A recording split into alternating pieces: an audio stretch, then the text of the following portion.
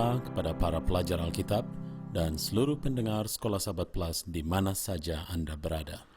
Judul pelajaran kita sepanjang pekan ini ialah Penyembahan dan Kitab Keluaran, memahami siapa Allah sebenarnya. Pelajaran tambahan kita untuk pekan ini dibagi ke dalam 7 bagian. Sebelum itu, marilah kita mengikuti ayat tema yang terdapat di dalam buku Keluaran 20 ayat 2 dan 3. Akulah Tuhan Allahmu yang membawa engkau keluar dari tanah Mesir, dari tempat perbudakan. Jangan ada padamu Allah lain di hadapanku. Kita mulai dengan melihat ketujuh bagian pelajaran kita. Pertama, keturunan Ibrahim. Kedua, Musa. Ketiga, panggilan Musa. Keempat, laknat atas bangsa Mesir. Kelima, perayaan Hari Paskah. Keenam, pegunungan Sinai. Dan yang ketujuh, penyembahan lembu emas. Sekarang, marilah kita mulai dengan bagian pertama, keturunan Ibrahim. Sejarah keturunan Ibrahim, termasuk Yakub, ke-12 anak-anak prianya, serta 4 ibu anak-anak ini, penuh dengan adegan yang membangkitkan minat, penuh kekacauan, target, namun juga terdapat pengharapan. Bisa jadi, cerita perjalanan ke Mesir saat saudara mereka Yusuf telah menjadi orang kedua setelah Firaun merupakan salah satu cerita yang paling digemari dalam cerita-cerita di Alkitab. Di antara catatan kematian Yusuf dalam buku Kejadian 50 dan catatan kelahiran bayi Musa di buku Keluaran 2, ada jenjang waktu ratusan tahun dalam perbudakan, dalam masa kesulitan yang luar biasa, penuh tangisan dan doa. Tahun-tahun ini, walau begitu berat dan susah, telah membuat keluarga Israel dari satu suku kecil menjadi suatu bangsa yang saat itu hidup di daerah dengan kebudayaan yang paling terkemuka dan termaju di dunia. Namun kebudayaan yang sama, bersamaan dengan status bangsa Israel sebagai budak, bisa jadi sumber kehancuran mereka jika saja Tuhan tidak ikut campur tangan. Pada saat yang bersamaan, bangsa Mesir merupakan penyembah-penyembah yang patuh kepada ilah yang mereka tentukan sendiri, yang merupakan hasil ciptaan Tuhan, seperti katak, sapi, bulan, bintang, bahkan sungai Nil. Susah untuk dibayangkan pengaruh kebudayaan ini terhadap orang-orang Israel dalam situasi mereka sebagai budak. Sebagian orang Israel sudah berkompromi dan juga menyembah ilah-ilah orang Mesir, sedang yang lainnya tidak menyembah apa-apa karena situasi mereka. Namun, selalu ada orang-orang, termasuk orang tua Musa, yang tetap setia kepada Tuhan di surga. Tidak diragukan, orang-orang setia ini mengetahui nubuatan yang diberikan kepada Ibrahim, bahwa mereka akan teraniaya di tanah orang asing untuk waktu 400 tahun lamanya. Kita baca Kejadian 15 ayat 13 dan 14. Firman Tuhan kepada Abram, ketahuilah dengan sesungguhnya bahwa keturunanmu akan menjadi orang asing dalam suatu negeri yang bukan kepunyaan mereka, dan bahwa mereka akan diperbudak dan dianiaya 400 tahun lamanya.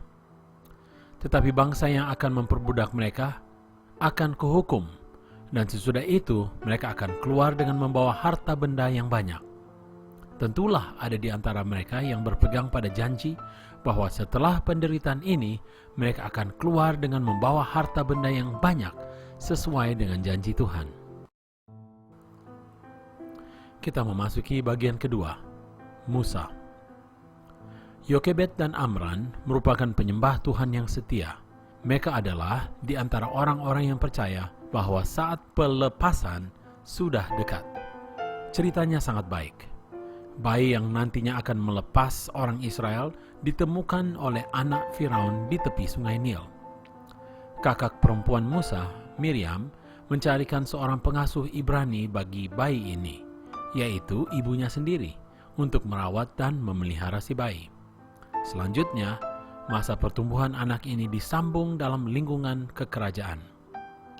Beberapa pakar arkeologi Alkitab menghitung tanggal kelahiran Musa berdasarkan ayat 1 Raja-Raja 6 ayat 1 yang mengatakan, "Dan terjadilah pada tahun ke-480 sesudah orang Israel keluar dari tanah Mesir, pada tahun keempat sesudah Salomo menjadi raja atas Israel, dalam bulan Si, yakni bulan yang kedua, maka Salomo mulai mendirikan rumah bagi Tuhan." Berdasarkan ayat ini, mereka memperhitungkan bahwa Musa lahir di sekitar tahun 1530 sebelum Tarik Masehi.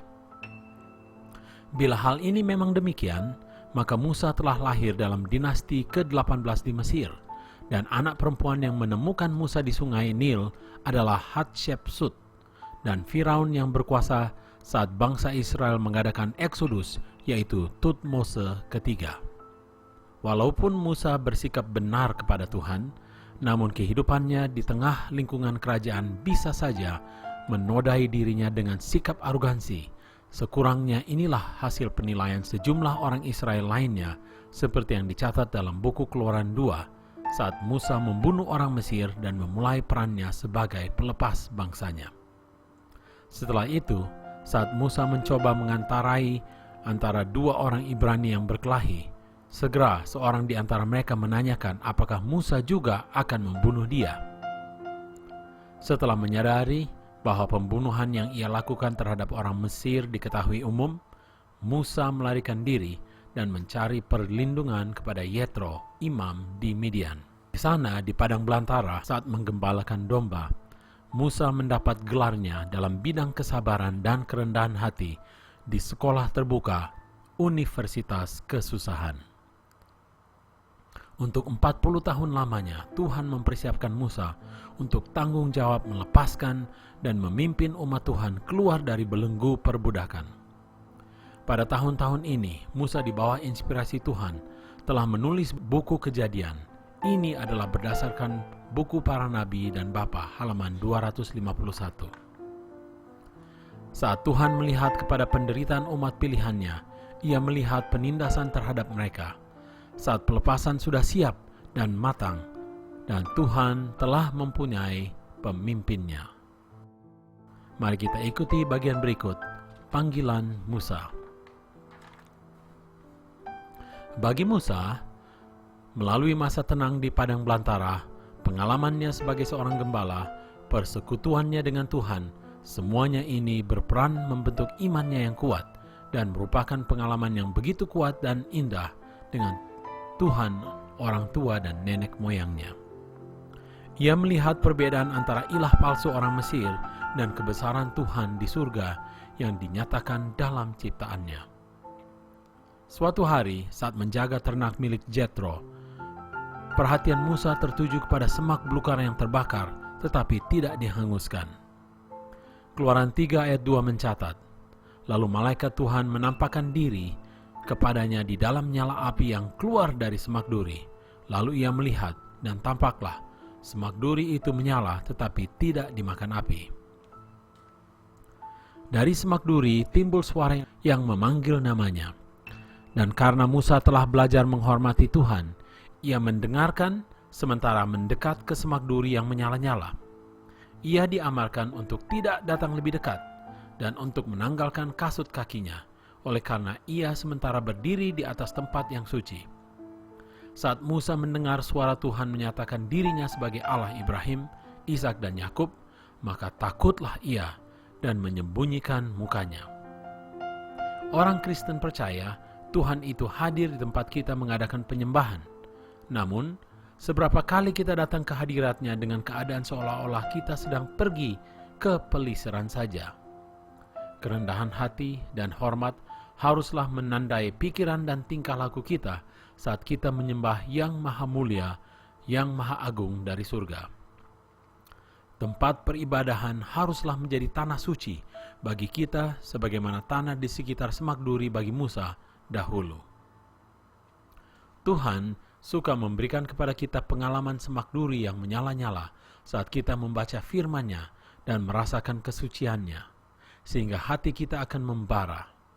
Ia menginginkan penyembahan bagi dirinya sebagai suatu hal yang vital, segar, dan merubah kehidupan kita. Tuhan bisa saja melepaskan Israel saat Musa masih muda dan percaya diri. Namun sebaliknya, ia memanggil Musa saat ia telah menjadi matang, namun rendah hati sebagai seorang gembala, yaitu 40 tahun kemudian.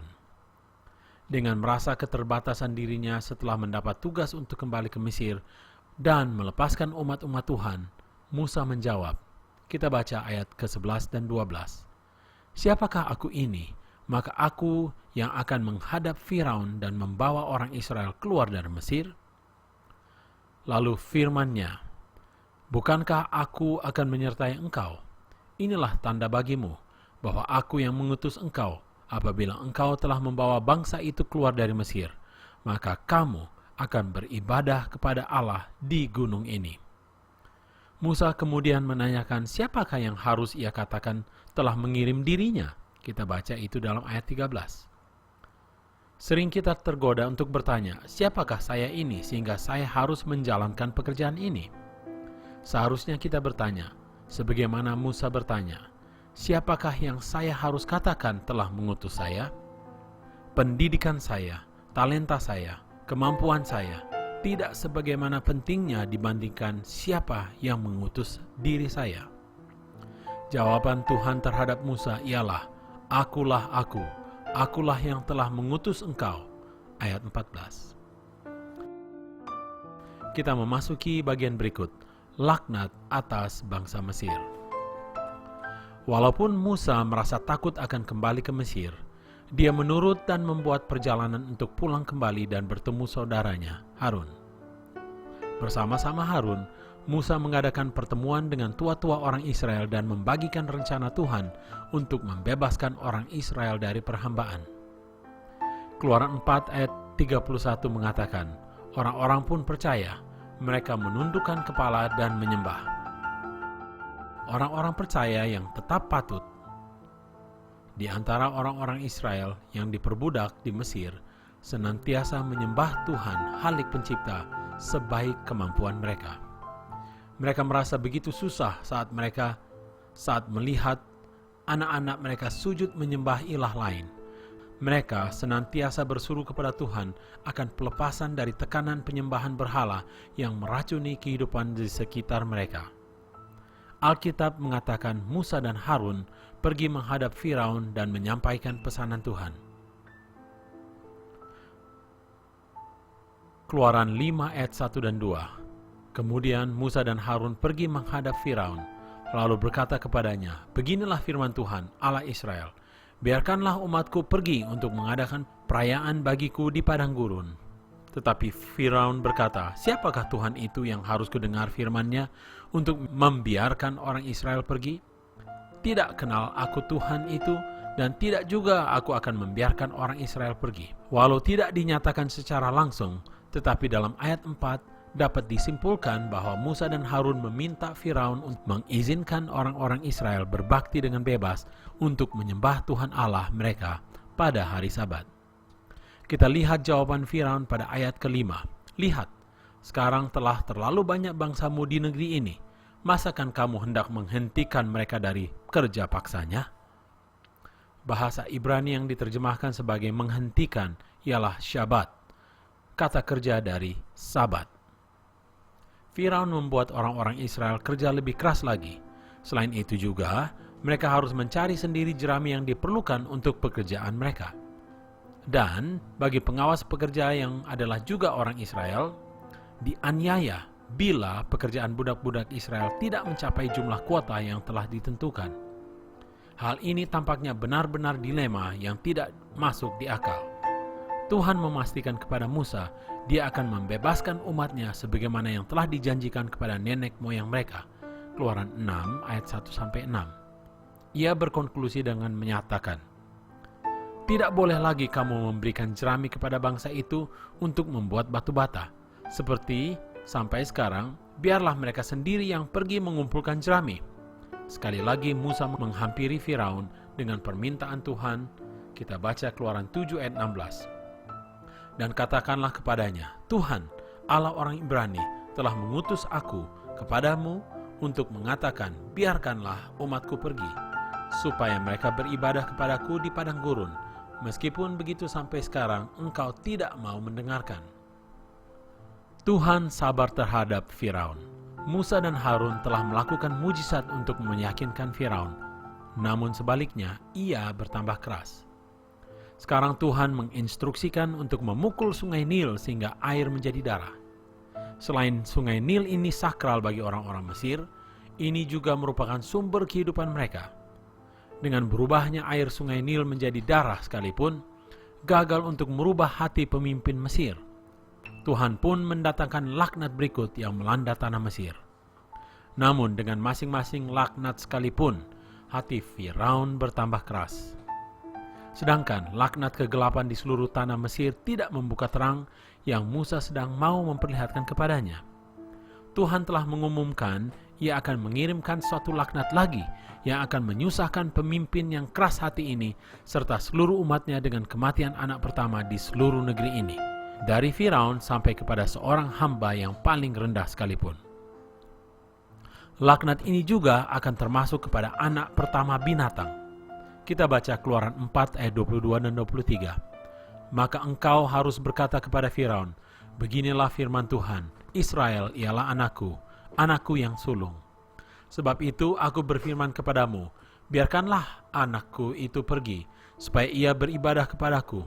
Tapi jika engkau menolak membiarkannya pergi, maka aku akan membunuh anakmu, anakmu yang sulung. Seberapa tragis laknat ini sekalipun, hal ini haruslah dilihat dari segi terang amaran Tuhan yang diberikan kepada Firaun. Banyak anak-anak sulung Israel, anak-anak sulung Tuhan, telah meninggal secara kejam tanpa daya di Mesir. Tuhan telah memberikan amaran dan kesempatan yang cukup. Dan sekarang, hari penghukuman telah tiba. Judul berikut, Hari Paskah. Penghakiman akhir akan segera tiba. Panjang sabar Tuhan telah habis, dan Musa telah dilarang untuk memperlihatkan mukanya di pekarangan Firaun. Tetapi Musa menghadap pemimpin satu kali lagi dengan berita yang menakutkan bahwa setiap anak sulung di Mesir, kecuali anak-anak Israel, akan mati terbunuh di tengah malam, agar engkau mengetahui bahwa Tuhan membedakan antara orang-orang Israel dan orang Mesir. Ini kita dapat baca di dalam Keluaran 11 ayat 7. Tuhan memberikan kepada Musa instruksi yang spesifik bagaimana menyiapkan untuk keluar dari tanah Mesir, termasuk ritual Paskah yang harus ditaati. Setiap keluarga haruslah menyembelih seekor domba jantan tanpa cacat. Darah domba yang disembelih ini haruslah dipercikan pada tiang dan ambang pintu setiap rumah orang Israel sebagai simbol iman tiap-tiap keluarga kepada pelepasan Tuhan. Mereka harus memakan daging domba yang dipanggang bersama roti tak beragi dan sayuran pahit. Mereka harus memakan dengan tergesa-gesa, dengan mengenakan pakaian dengan pinggang yang terikat, serta kasut di kaki mereka, siap untuk pergi pada saat ditentukan.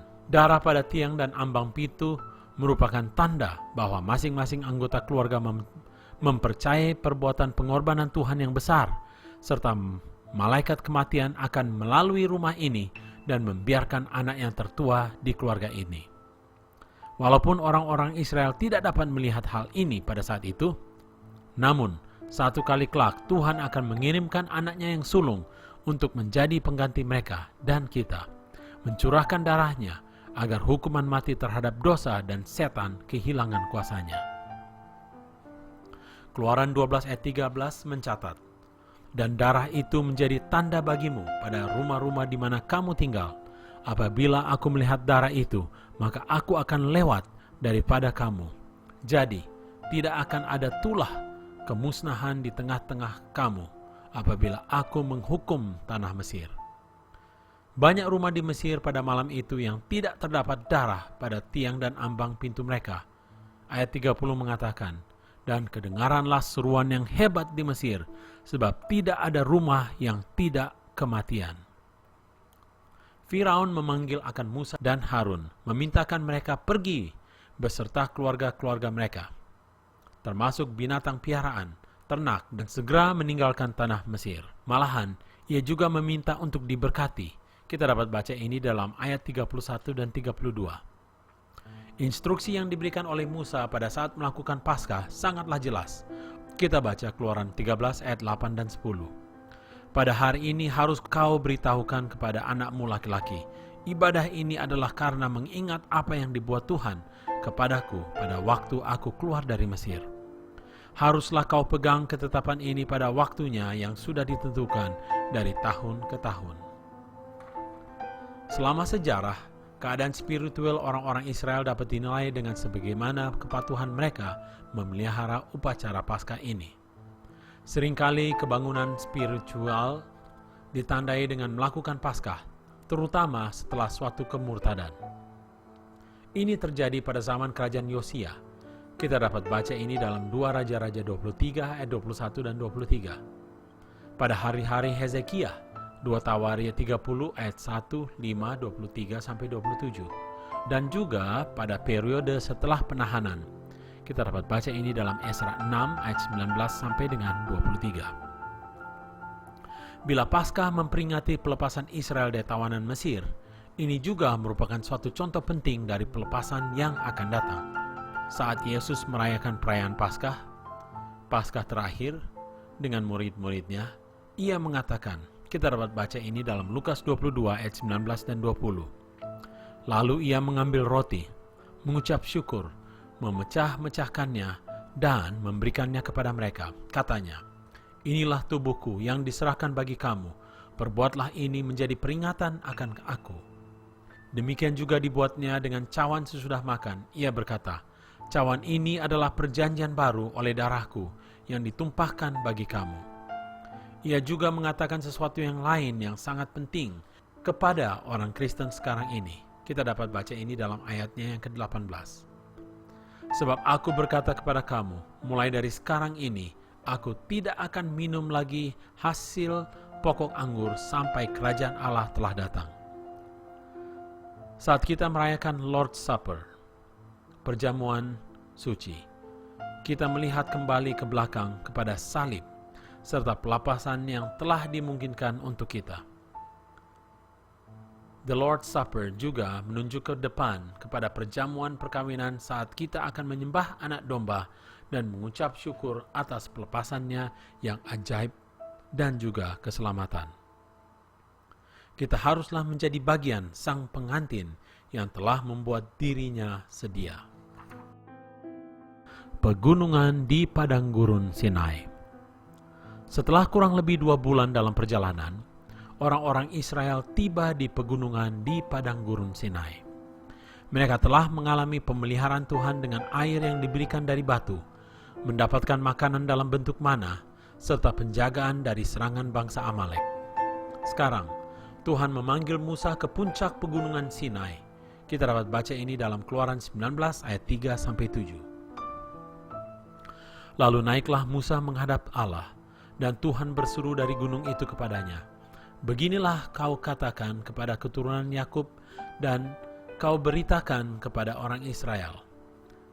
Kamu sendiri telah melihat apa yang ku lakukan kepada orang Mesir, dan bagaimana aku telah mendukung kamu di atas sayap Raja Wali, dan membawa kamu kepadaku.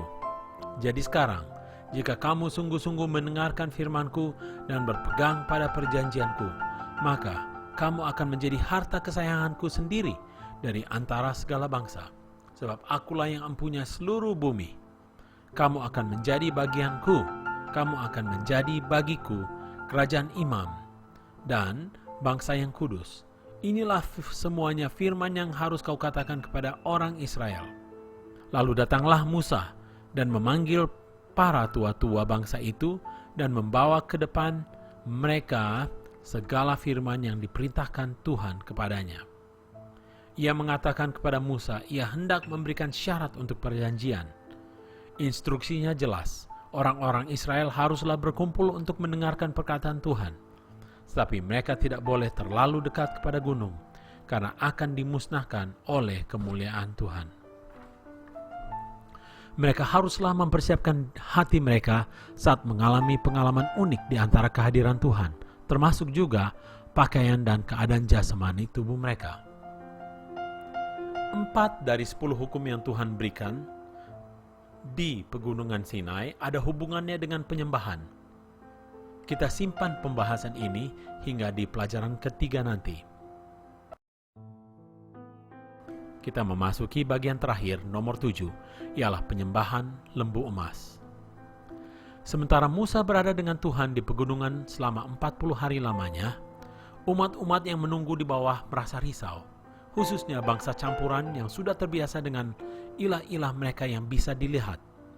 Sekarang ini, Tuhannya orang Israel yang telah menampakkan diri dalam keagungan tidak dapat dilihat. Mereka menginginkan Tuhan yang mereka boleh lihat. Mereka mendatangi Harun yang sementara mengambil alih kepemimpinan saat Musa tidak berada di tempat. Kita baca Keluaran 32 ayat 1. Ketika bangsa itu melihat bahwa Musa mengundur-undurkan turun dari gunung itu, maka berkumpullah mereka mengerumuni Harun dan berkata kepadanya, "Mari, buatlah untuk kami Allah yang akan berjalan di depan kami, sebab Musa ini, orang yang telah memimpin kami keluar dari tanah Mesir, kami tidak tahu apa yang telah terjadi dengan dia." Ceritanya kita cukup pahami. Mereka mencabut barang-barang emas mereka dan membawakannya kepada Harun. Menurut cerita yang nantinya ia katakan kepada Musa, ia hanya melemparkan emas-emas ini ke dalam api dan keluarlah lembu emas ini. Ia membuatkan sebuah mezbah untuk lembu emas ini. Dan orang-orang berseru, "Inilah Tuhan kamu, O Israel, yang telah membawa kamu keluar dari tanah Mesir." Ayatnya yang keempat. Sementara itu juga, di atas pegunungan Sinai, Tuhan berfirman kepada Musa. Kita baca di dalam ayatnya yang ke-7. "Pergilah, turunlah, sebab bangsamu yang kau pimpin keluar dari tanah Mesir telah rusak lakunya." Ada bunyi sorak peperangan kedengaran di perkemahan. Ayat 17. Musa menjawab, ayat 18, "Bukan bunyi nyanyian kemenangan, bukan bunyi nyanyian kekalahan, bunyi orang menyanyi berbalas-balasan, itulah yang kudengar." Saat Musa melihat apa yang telah terjadi di sekitar lembu emas, kemarahannya pun begitu hebat sehingga ia melemparkan kedua buah loh batu di kaki gunung sehingga hancur, melambangkan kerusakan perjanjian yang telah dibentuk antara Tuhan dan umatnya. Suatu perjanjian yang baru saja mereka lakukan. Harun tidak mempunyai keberanian untuk berdiri melawan umat campuran. Bisa saja ia mencegah kemurtadan ini, namun jiwa rela ini telah membulatkan jiwa pengkhianatan dari orang-orang campuran. Kita dapat baca ini dalam buku Para Nabi dan Bapa halaman 323. Sekarang ini, setelah Musa melihat umat telah hilang pengendalian, karena Harun membiarkan mereka hilang pengendalian, maka berdirilah Musa di mulut pintu gerbang dan berkata, ayat 26, "Siapa yang memihak kepada Tuhan, datanglah kepadaku." Musa dengan cepat dan sangat tegas menanggulangi mereka yang berusaha untuk membawa Israel kepada penyembahan berhala kafir. Beberapa saat sebelum itu, Tuhan baru saja menyatakan dirinya kepada Israel sebagai Tuhan yang penuh kemuliaan dan kebesaran. Dia baru saja memberikan 10 hukumnya dalam 2 loh batu yang menandakan bahwa dialah satu-satunya Tuhan yang benar dan melarang adanya penyembahan berhala dalam bentuk apapun. Tuhan pencipta mengetahui bahwa umat manusia akan menjadi seperti apa yang dia sembah. 2 Korintus 3 ayat 18 kita dapati bahwa dengan memandang kita diubah menjadi serupa dengan apa atau siapa yang kita sembah. Tuhan mengundang kita untuk tetap menatap pemandangan kita karena karakternya dan kebaikannya, agar kita dapat diubahkan menjadi sesuai dengan gambarannya. Tuhan adalah Allah yang penuh kasih dan kemurahan, dan Musa mengetahui hal ini dengan begitu sangat, sehingga ia menghadap Tuhan dan memohon mengatasnamakan bangsa yang tidak patuh. Kita dapat baca ini dalam Keluaran 32 ayat 32. "Tetapi sekarang kiranya engkau mengampuni dosa mereka itu, dan jika tidak, hapuskanlah kiranya namaku dari dalam kitab yang telah kau tulis." Musa merupakan suatu contoh dari Kristus yang mengetengahi atau menjadi pengantara umatnya. Ia rela berkorban menggantikan umatnya agar dapat menyelamatkan mereka. Kepadanya dijanjikan, kita baca dalam ayat 34 dan 35 dari Keluaran pasal 32. Tetapi pergilah sekarang, tuntunlah bangsa itu yang telah kusebutkan kepadamu. Akan berjalan malaikatku di depanmu, tetapi pada hari pembalasanku itu, aku akan membalaskan dosa mereka kepada mereka. Demikianlah Tuhan menulahi bangsa itu, karena mereka telah menyuruh membuat anak lembu buatan Harun. Tuhan itu tetap sama dari dulu sampai sekarang. Kesuciannya tidak berubah. Kemuliaannya dan keagungannya juga tidak berubah. Walaupun mata fana kita tidak dapat melihatnya. Kebenciannya akan dosa dan penyembahan berhala dan keadilannya tidak berubah dan kekal adanya. Merubah ritual surgawi dan melakukan praktik-praktik duniawi terhadap penyembahan kita akan Tuhan Pencipta juga tidak kurang menghina baginya sekarang ini dibandingkan saat waktu Harun membuat patung lembu emas dahulu kala. Kebaikan dan kemurahannya kepada yang bertobat tidak berubah dari dulu sampai sekarang. Itulah sebabnya ia mengirimkan anaknya untuk mendemonstrasikan kasihnya dan kemurahannya kepada kita. Demonstrasi ini haruslah memotivasi kita dan memberikan inspirasi kepada kita masing-masing untuk memberikan kepadanya yang terbaik saat kita menyembah Dia. Kita tetap menyembah Tuhan yang sama sebagaimana bangsa Israel dulu. Ia sangat rindu kita datang kepadanya. Kondisi perjanjiannya tetap sama sebagaimana kepada umatnya dahulu. Turuti perintah dan hukumnya. Tunjukkan kasih. Hormati dan pujilah Dia, Allah yang Maha Agung. Lebih banyak kita memandang kepada karakternya yang mulia dan agung, lebih banyak lagi kita akan berubah menjadi seperti gambarannya. Dengan demikian, sebagaimana kita mengambil bagian dalam alam keilahiannya, penyembahan kita akan berkurang unsur dunia sehingga lebih harmonis dengan penyembahan surgawi yang dilakukan oleh para malaikat surga. Setiap kali kita menyembah Tuhan kita yang agung dengan segenap hati dan dengan segala hormat serta perasaan kagum atas kemuliaannya, maka kita sementara mempraktekkan penyembahan terbesar yang ada di atas sana.